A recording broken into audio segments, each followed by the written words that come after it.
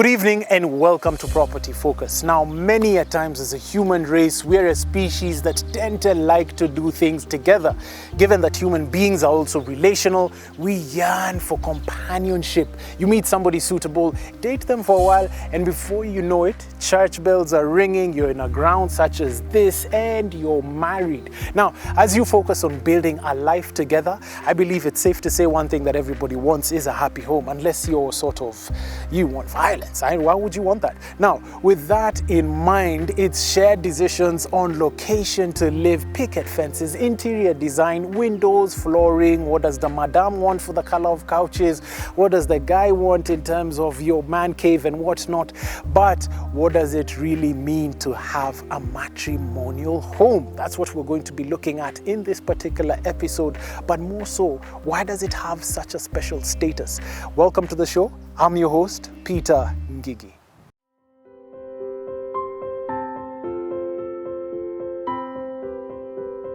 Now, we're going to do things a bit differently with this particular episode, and we're going to demystify matrimonial property with a guru in family law herself, Advocate Judy. Welcome to Property Focus. Thank you. Brilliant, brilliant. Tell us about yourselves. Oh, I see. So my name is Judy Thongori. Yes. I'm a lawyer of about 33 years in practice.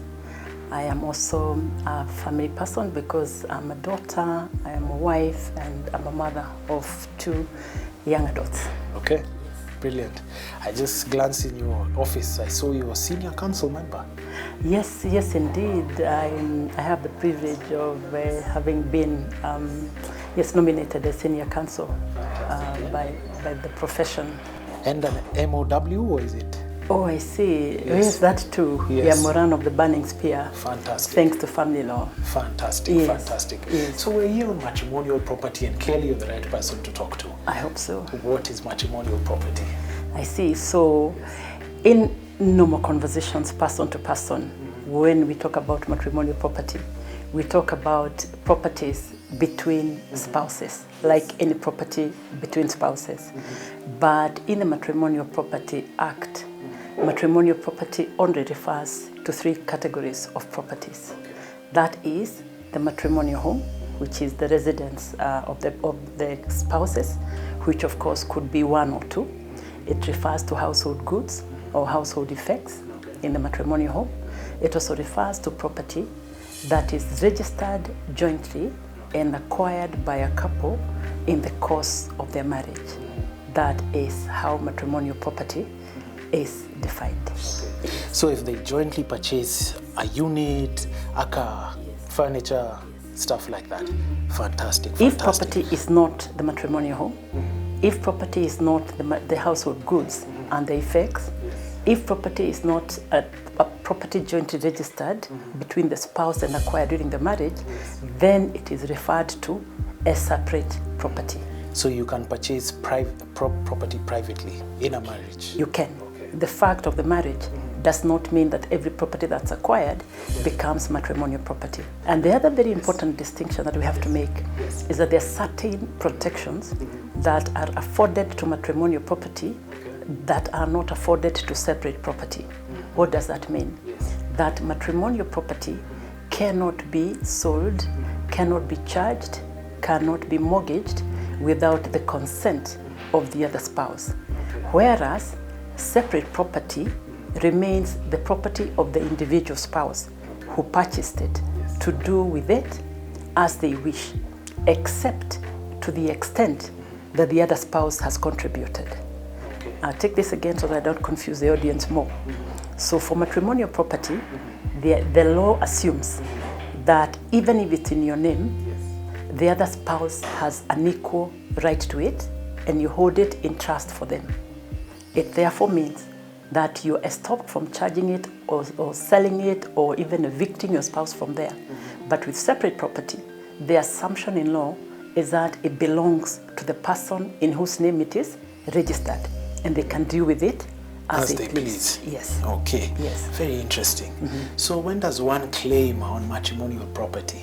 I see. So that you can only be a spouse to be able to claim matrimonial property from the other.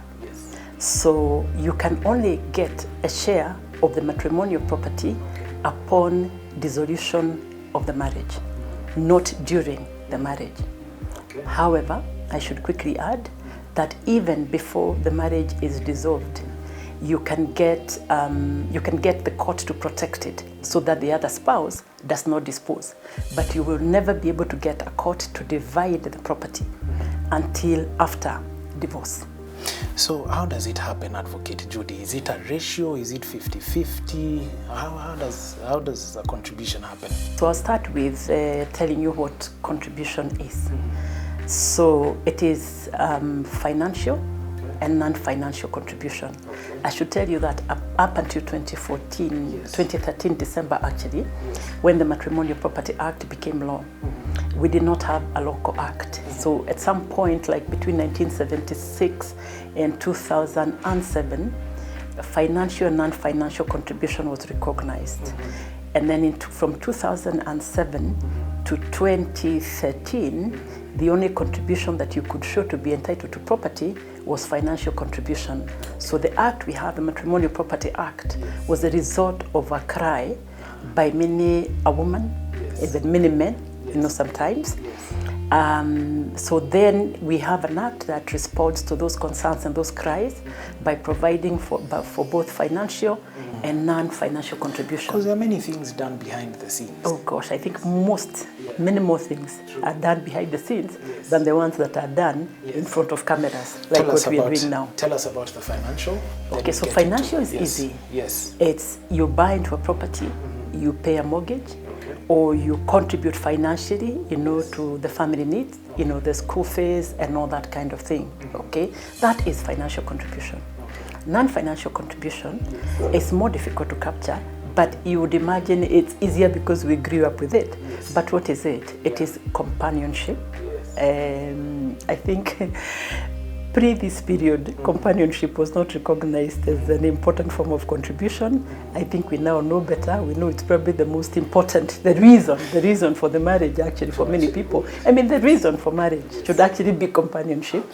And then there is child care, there is a management of the family home, okay, there is domestic work, there is working in a family farm, in a family shamba, and all those things. Just about anything you do to support the family, including giving birth, is an important aspect of non-financial contribution.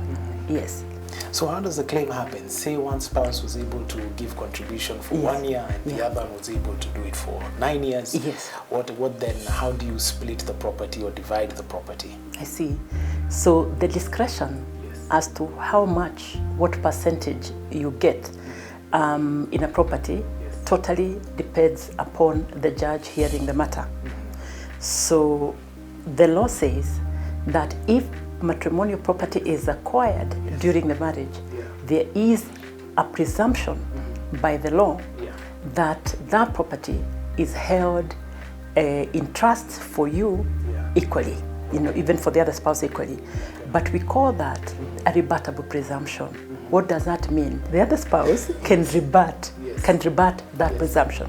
So if you go to court and your spouse is seeking from you a share of your matrimonial home, for example, the law will assume that if this property was acquired during the marriage, if this is your matrimonial home, for example, the law will assume that your wife is entitled to an equal share of the property. If you allege otherwise, if you allege that it's not equal, the onus is upon you to show that it was not equal. Because usually when we go to court, like if I go to court and I'm seeking that phone from you, the onus is upon me who claims to show that I'm entitled to that phone or whatever I'm seeking. But here, the presumption is reversed so that it is you who is saying that I'm not entitled to a share of the property to show that I am not so entitled, in a nutshell. So anyway, how do we do it? A spouse who goes to court will state that I was married to so-and-so, divorce happened at this point, this property was acquired during the marriage, and this is how I contributed to that property. For example, I gave companionship, I provided care, I did what, I provided the following finances and what have you, provide documentation to prove that you did where you can, photographs, letters written during the good times and what have you, all that counts for something. in the end, the discretion lies with the court that is hearing you. Interesting. Yeah. Very interesting. Oh, thank you. Very well answered. Thank you. So when does matrimonial property interfere with the right to sell? Hi, that's a good one. Yes. So, when it is matrimonial property, and I'll take you again because this is important, matrimonial property being the matrimonial home, household goods, and property that's acquired jointly and registered jointly during the marriage, you cannot sell, you cannot mortgage, you cannot lease without the consent of the other person. So a bank that is invited to charge such a property must get spousal consent. If it does not, then their security could be considered invalid, okay, for the reason of not having the spousal consent. Yes, yes. So what happens in the case of being an African society, polygamous settings? Yes. What happens then? Interesting question. So in polygamous setting, the law says that when there is an issue of division of matrimonial property, the matrimonial home that was acquired before the second wife came, for example, will be divided between the first wife and the husband. The matrimonial property that was acquired after the second wife came will be divided among the three: the first wife, the second wife, and the husband. The matrimonial property that was acquired after the third wife came will be divided among the three wives and the husband, and so on until this African man gets fatigued of marrying. My goodness. Very well answered. Now you're informed. We're going to take a short commercial break, but when we're back, do men actually claim on matrimonial property? This and more in a moment.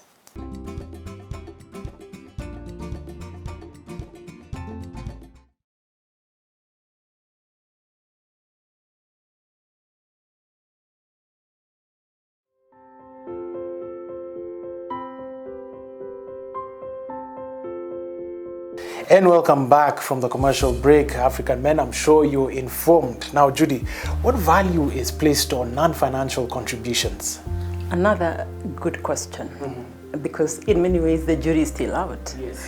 Why? Because, like I said, it's at the discretion of the court. So the Matrimonial Property Act does not say it should consist of this percentage or that other. So it all depends. It depends upon the court. Yes.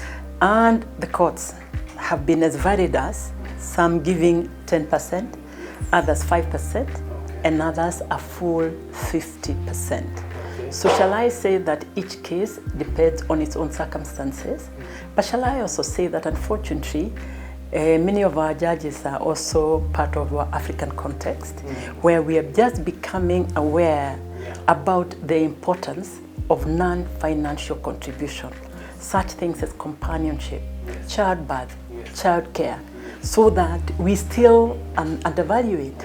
I mean, to be honest, there is nothing greater than that. I mean, we're looking at a society that's gone bad, for lack of a better word, okay? And we keep asking ourselves, where did the rain start beating us? I think the rain started beating us when we stopped taking time to raise our children, imparting values, teaching them the right things to do. And many times, the reason we don't do that, is because we are hustling from the minute that the baby is born. And the reason we hustle from the minute the baby is born is because the mother of this baby is unsupported by society, in the sense that the society does not recognize that the role she's playing is the most critical one. Because when you come to court, you're going to tell us that the time we spent bringing up this baby means that we did not make any financial contribution. You see what I mean? So unfortunately, we have seen very low awards in terms of percentages just because a woman did not make financial contribution. But in my view, there can be no greater contribution than the non-financial contribution. Of course, the financial contribution is also important. I have worked and I know it's very difficult to make ends meet. I know it takes a lot of energy, but that does not mean that we should disregard the non-financial contribution. Yes, yes. Advocate Judy, so then do men have an equal claim on matrimonial property? Absolutely. And with more titles going to women, I think we're going to have more men claiming division of matrimonial property. And absolutely, they're entitled. If they have done that, if they have financially contributed, if they have provided non-financial contribution, they ought to get it. By the way, I'm increasingly happy now. There are more and more men seeking to participate in their children's lives more than ever before. I don't know that there's anything more exciting than when you see a man who can do the primary care, provide the primary care to the children. He can feed them, he can change them, he can bathe them, he can be left with them on his own. That man, like the woman in his place, deserves, if there's a contest on division of matrimonial property, to have that contribution recognized. It's actually very important. Are there prenuptials in Kenya? Oh yes, prenuptial agreements. Our Matrimonial Property Act does provide for them that you can have a prenuptial agreement, and that agreement should, providing how you want to share your property. That agreement will be upheld by the court unless it was obtained by fraud, coercion, or is manifestly unjust. So what I would say to the young couples out there, have these conversations. Please have prenuptial agreements, okay? Because I think they forestall a lot of conflict in marriages. In fact, I tell the young people, the agreement is important, but what is even greater is the fact that you have the courage to sit together and have this discussion. You know what happens many times is couples get married, they're starry-eyed and what have you, they're thinking the other spouse is capable of no fault, but hey, he's a human being. And then what happens is they start to acquire property. So the guy will probably be unhappy when the lady buys a property, puts it in her name. The lady will probably be unhappy when the gentleman buys a plot or a car and puts it in his name. But the truth of the matter is, you didn't even discuss. You see, then the question of accounts, how do you manage household expenses, for example? Do you have a joint account into which you contribute what you want to use? Or how should you divide the household goods? I see many times the conflict begins there in the financial conversations, because one person begins to feel perhaps taken for granted. Another person begins to feel like the other person is not sensitive. But if you had had the courage at the beginning of this to sit to discuss a prenuptial agreement, in the context of that, you'd have known.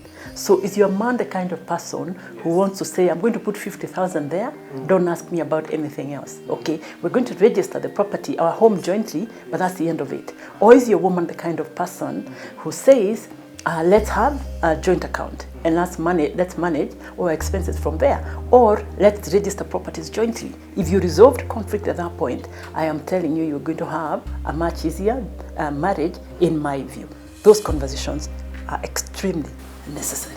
Fantastic. Well answered. Advocate Judy, what about cost? How much does it cost to get a prenuptial agreement and also registering matrimonial property? What are the legal charges? I see. So that's an interesting one, because again, it varies from law firm to law firm, although there are minimum charges that you should charge under the advocate remuneration order. By the way, you're not supposed to undercut, okay? But an agreement, a prenuptial agreement, will probably cost you something like 50,000 plus VAT minimum. That's like the minimum, okay? But it can be as high as you agree with the lawyer.